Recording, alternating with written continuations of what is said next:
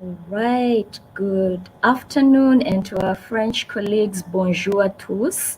My name is Alice Chibombo, and I'm welcoming you from Kampala in Uganda. On behalf of the local organizing committee, welcome to the third day of Wiki Indaba 2021.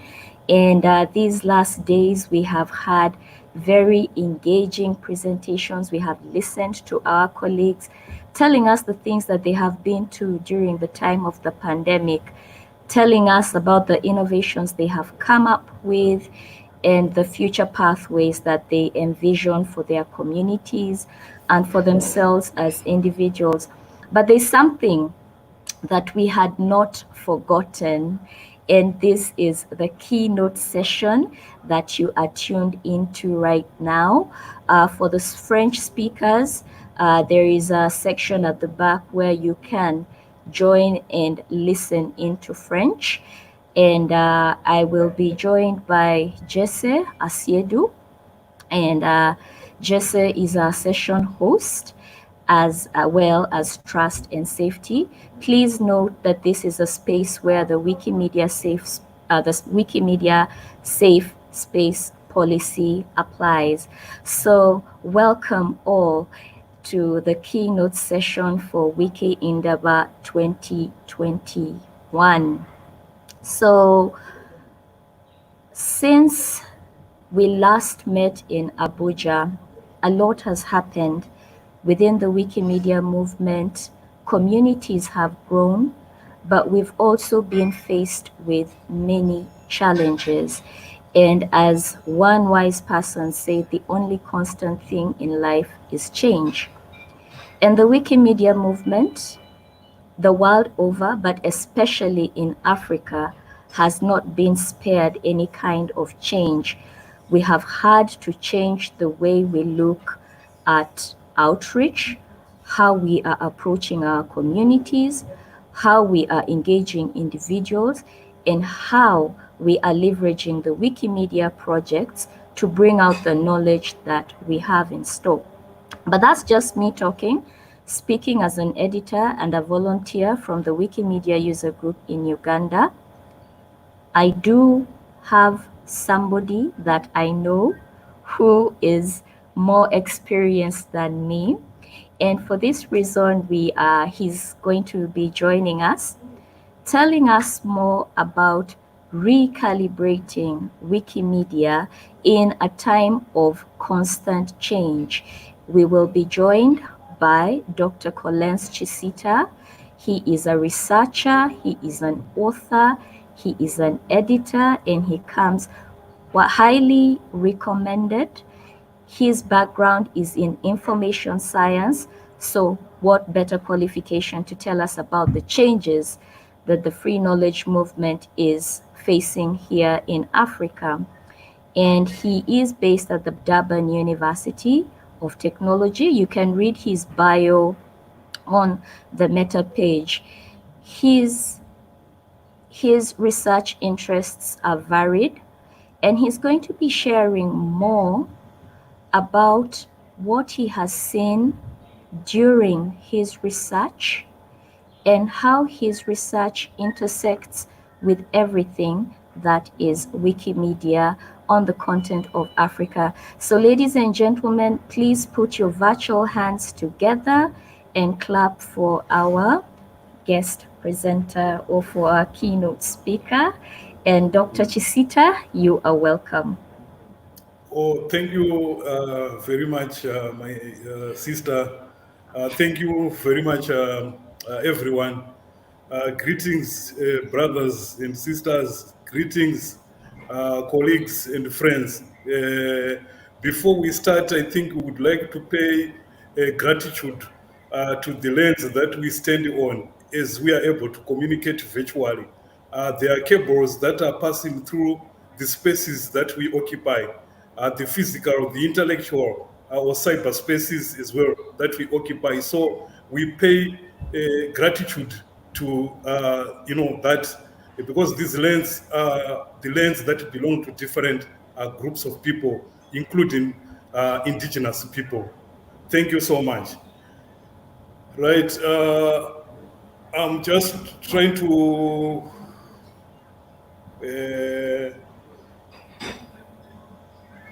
upload my PowerPoint.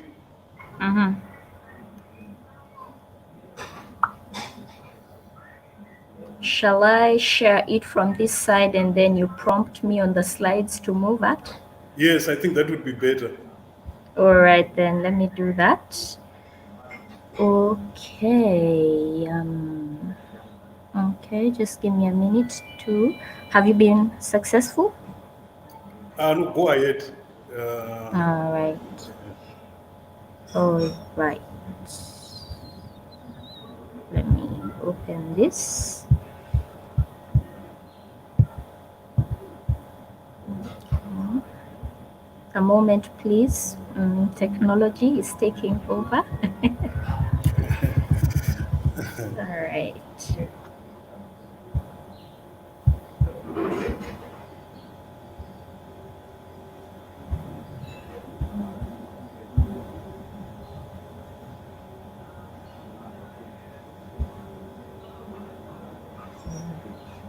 All right. Dr. Chisita, Yes. please let me know and let the audience could also let us know. Okay. And then you can prompt me. All right. Yes, my presentation is on reconsidering and recalibrating Wikimedia in an era of constant change. Next slide. That one? After this one. There?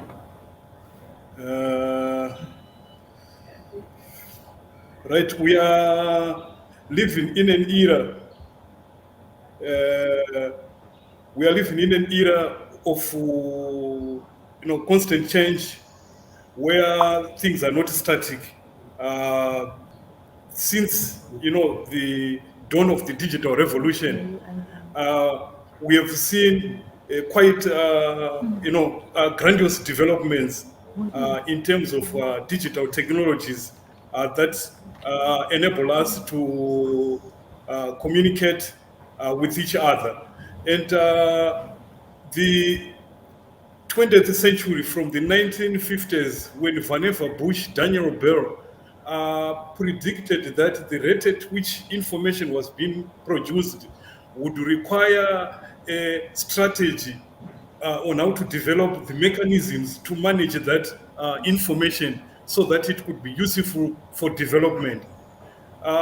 We have also witnessed the transition from what we can call centralized to democratic content media creation, characterized by a changeover from single authorship to collaborative authorship. We have also seen the proliferation of social networking sites and collaborative platforms like the Wikipedia, because of its potential to allow users to create content in a collaborative way. We have seen the birth of Wikipedia as a silo buster because of its collaborative nature. We have also seen the demise of third-party approval because of the democratization of access to information.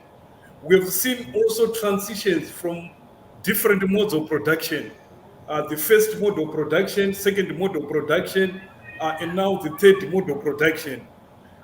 We have also be a testimony to the fact that knowledge generation is no longer a preserve of proprietary media. We've also seen that there are seismic technological changes that are taking place in the information sphere and in info organizations, or what we call infogs.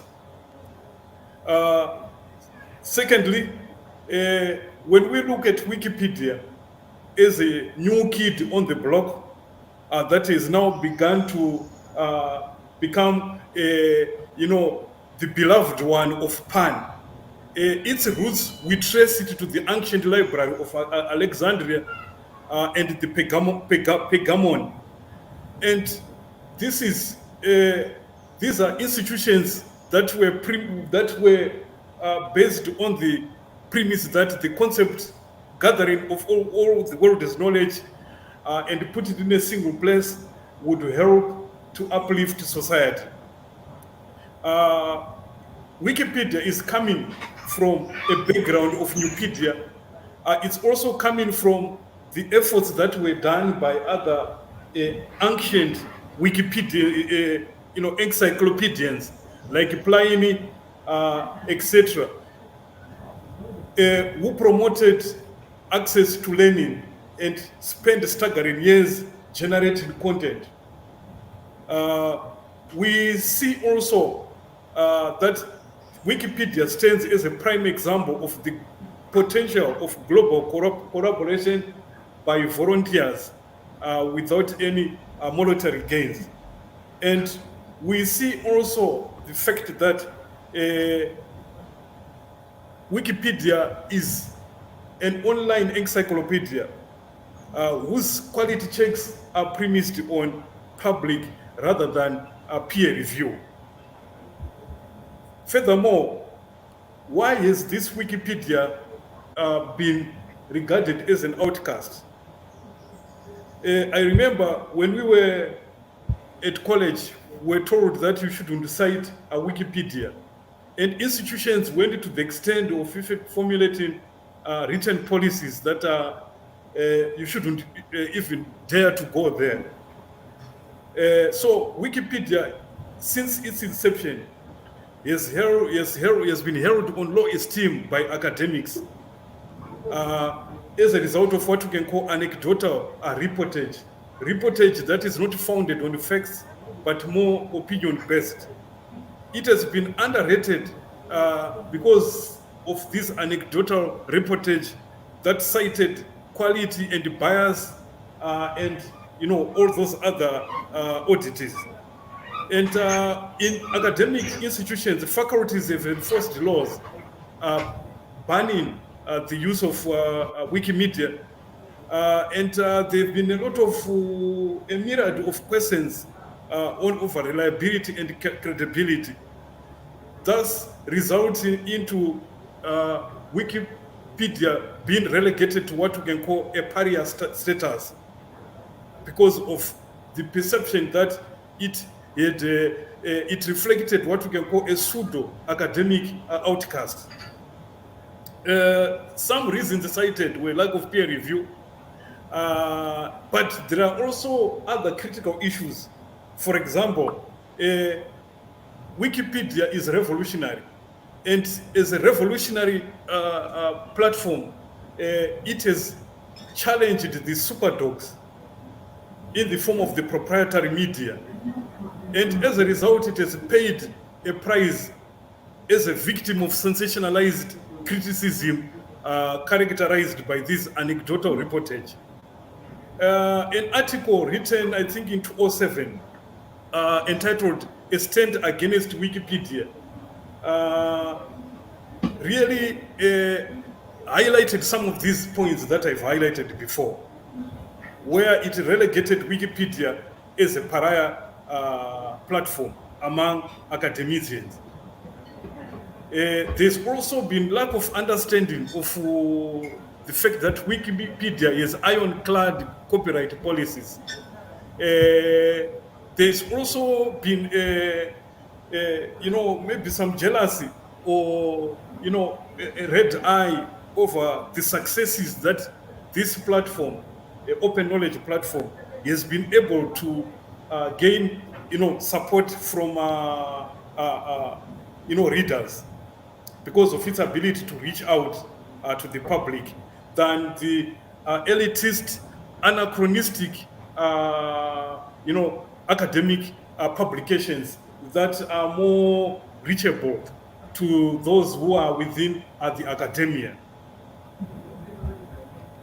Right. Well, I won't belabor you much on this, but the Wikimedia Foundation is the collective name for this, grandiose movement where, there's the focus on the promotion of open knowledge through collaboration. Furthermore, this is the galaxy of Wikimedia, and I have listened to other speakers talking about it in the previous sessions, for yesterday or the day before. So I think I won't belabor much on that. But one statement that continuously remains permanently imprinted on the faculties on my mental faculty is the statement by the founder, Jimmy Wales, in 2008, where he articulated that imagine a world in which every single person on the planet is given free access to the sum of all human knowledge. That is what we are doing. So in that spirit, I think we all, who amongst us can say that they are not able to doff off their heads in honor of such an inspiring, scintillating speech by the founder of Wikipedia.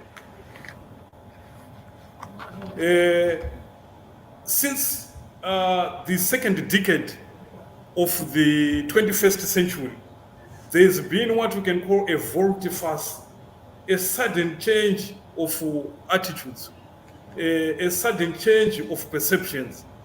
This has begun by, as it's been triggered by the forward-looking approach of the Wikimedia Foundation and its constituencies. And we have seen them, coming up with innovative ways that engage and reach out and enhance collaboration. And we have seen professional associations beginning now to accept and endorse Wikipedia. The list is endless. Those were just examples. Even in Africa, we have libraries, galleries, museums, etc., archives working hand in hand with the Wikimedia Foundation. Right now, as we stand today, we find that Africa is in dire need of generating its own content, so that we change the dialectical relationship where we remain as perpetual downloaders of information, but we also become critical producers of knowledge, and we reposition the continent on the digital landscape. Dr. Rampele Mampele said there's no way we can succeed in the eradication of poverty if the developing world is not part of knowledge creation, its dissemination and utilization to promote innovation. Higher education is a critical factor in this in making this possible, and must be part of any development strategy. Even though she mentions higher education, there are also other key stakeholders that are important in the development of this new strategy. Furthermore, there's been a lot of bad reportage on Africa. As you can see there, The Economist in 2000 had that cover, that Africa, the hopeless continent.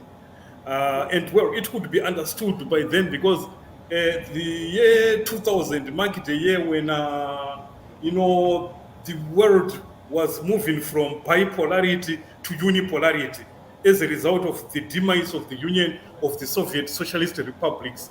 And it was a decade also where there were isolated cases of conflict within the continent. But it made a contrasting headline again in 2011, where it said Africa rising, where it saw Africa as the future in terms of social economic growth. But what received more attention was the first article on the hopelessness of the continent, because people felt that there were so many other issues that were also good, positive issues that were taking shape within the continent. But there was no platform maybe for the citizens to air this, grievance. And Chinua Achebe has articulated it well in Anti-Youths of the Savannah. He says it is only the story that saves our progeny, meaning future, from blundering like blind beggars into the spikes of the cactus fence. The story is our escort. Without it, we are blind. Does the blind man own his escort? No, neither do we the story. Rather, it is the story that owns us. This is a very important saying that highlights the need for, Africa to embrace emerging technologies, work collaboratively with others in order to tell the story of the continent in this era of information disorder. Right. Right, those are the modes of production that we have been through. The first one, where it's isolated, production, and science is more given emphasis, and the mode 2, which becomes now transdisciplinary and focus on application of knowledge, and then the mode 3 now, which is democratization of knowledge, which is what Wikipedia and Wikimedia are doing now. They are democratizing knowledge, freeing it from the fetters of paywalls, freeing from the controls of those who want to make a profit out of knowledge. Now, we have to look at the moral economy and knowledge production. There are key issues here. There are those who are for-profit publishers, and they, benefit from double appropriation of academic labor and public resources. You send your article to them, and etc., and they sell it, and they have control over it. And this is an era which is also based on the monetization of academic knowledge, where commodities as IPs are sold at exorbitant prices. And the majority are victims of what we call paywalls, subscriptions, where libraries, you have to subscribe. Now, here comes open access, premised on the notion that knowledge should be a public good as a whole, and that the barriers to knowledge and access are morally wrong, and no one should have the right to enclose knowledge from other academics and the general public. Furthermore, there are philosophies, the liberal-democratic philosophy, which says knowledge should be accessible to the public because this knowledge is generated through public funding, where people pay tax. So I don't know whether they mean that those who only pay tax should access it, or they mean anyone else should access it. To go further, there is the radical view, which talks of free accessibility of all knowledge, and it calls on for the removal of any barriers because these are immoral, because they don't augur well with sustainable development. They don't augur well with inclusivity. We do not want to have a selected people at the feasting at the table, of knowledge, whilst the rest in darkness. The 21st century has also seen the emergence of what Robin Hoods. Sorry, Dr. Alice. Yes, Alice. We are looking. Well, we have seen the emergence of modern-day Robin Hoods, who were able to, as they championed this open access, they were able to hack into, databases and, share the information with the people to send a message that paywalls were necessary, but rather people should have access to what we call the shebang. The shebang is the whole rather than the part. So Wikipedia is giving us a shebang of knowledge. It is creating for us an intellectual feast in the form of a shebang, which gives us the whole because of its universality and also because of its collaborative nature. I'll speed up here because of time. That's the peer review process that is associated with the for-profit publications, and it differs from the model that is used by Wikipedia. As you can see here, I won't go over it, but you submit your article, it goes to the editor, it's reviewed, and editor harmonizes. It's either accepted or rejected, depending on the outcome. Right? We then also have got what we can call the peer review challenges, where there are a lot of issues here, a lot of controversies that have to do with peer review, because, for example, it's incentive based, and there are also cost obligations, because it provides opportunities for corrupting influence of sponsors. For example, number one, the tobacco industry. It sponsored research which was intended to delay the links between cancer and cigarette. We want to mention the company. Then there was also on climate change, carbon fuel industry sponsorship of research to distract attention from the nexus between carbon emissions and global warming. These are just examples, but we won't say much. Then here's the model for the democratic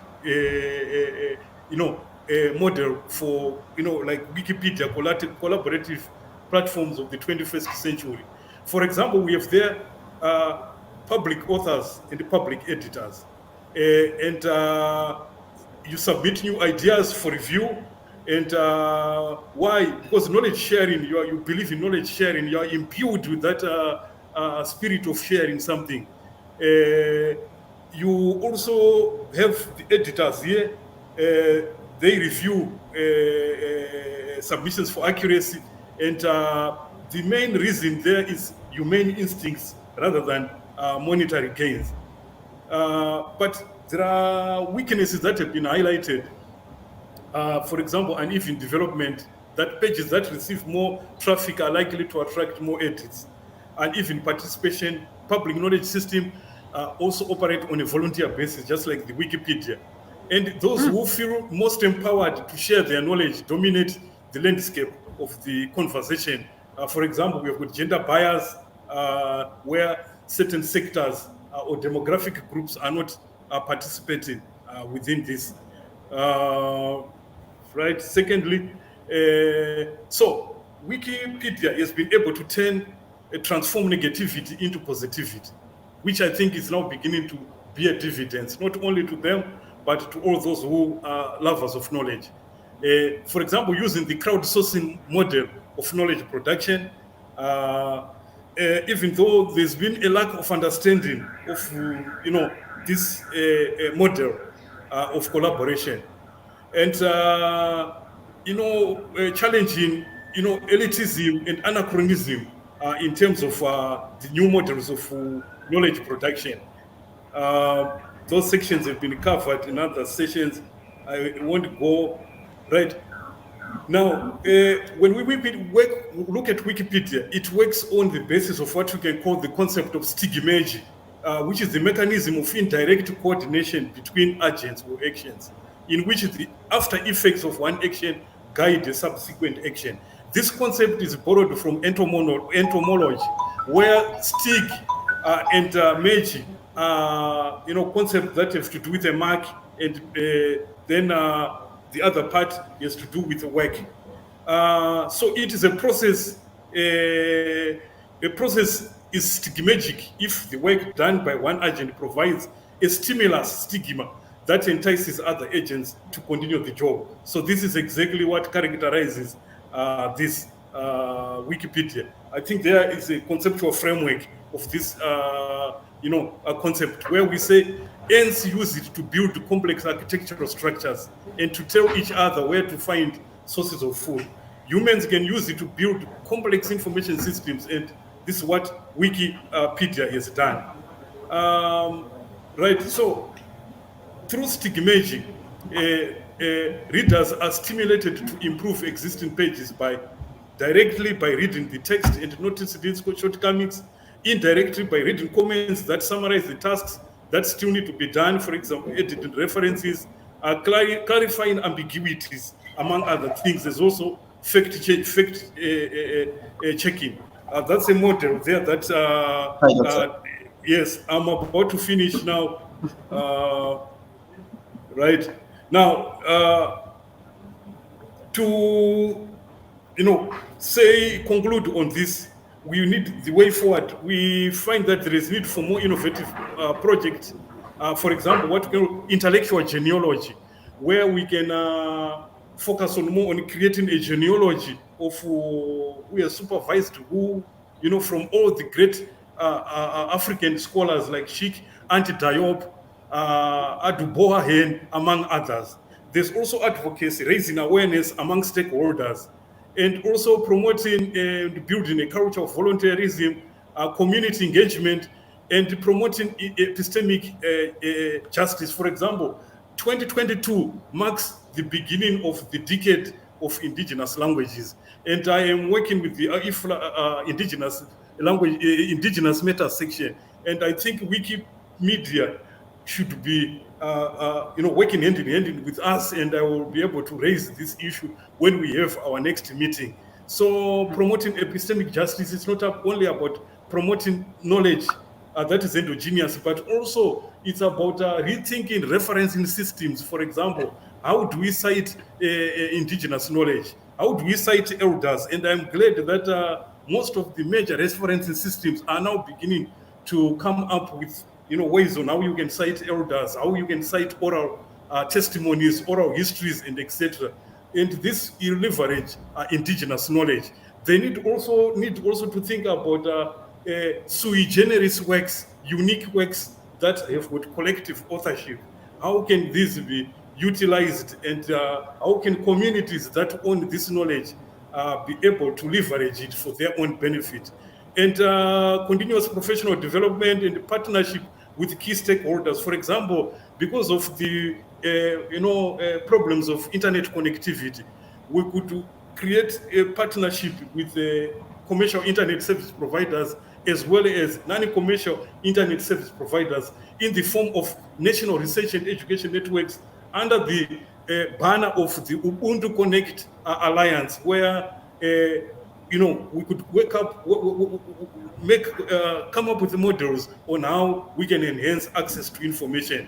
And lastly, I think we need Wikipedia for long life learning, and also for promoting meta-literacy skills among other literacies, so that we develop a critical mass of thinkers who are able to salvage the world from this catastrophic and tragedy of information disorder. Thank you so much. All right. Thank you very much, Doctor. Thank you so much. Thank you for this presentation. I've been able to learn a few things. I did not know that we were living in an age of information disorder. I did not know we were living in an age of information disorder. I had also never really paid attention to how we can leverage our local knowledge and how it is actually going to be absorbed into this world of technology. Samuel, how much time do we have left? Samuel, are you there? Jason, are you there? Yeah, I'm there. The time is fast. All right. We still need to go on with the questions and answers. So to be able to continue this conversation, we'll have to go to the village, to the community village table. Hello, Samuel. Jason. Yeah, all right, then, ladies and gentlemen, this presentation has been engaging, that it did not even leave us time to be able to address all the questions that you have. But Dr. Chisita is going to be at the Wikimedia Community Village table in the lounge, and here we can continue this conversation. See you soon, and thank you so much for having turned up for this session. Bye for now. Okay, so please kindly visit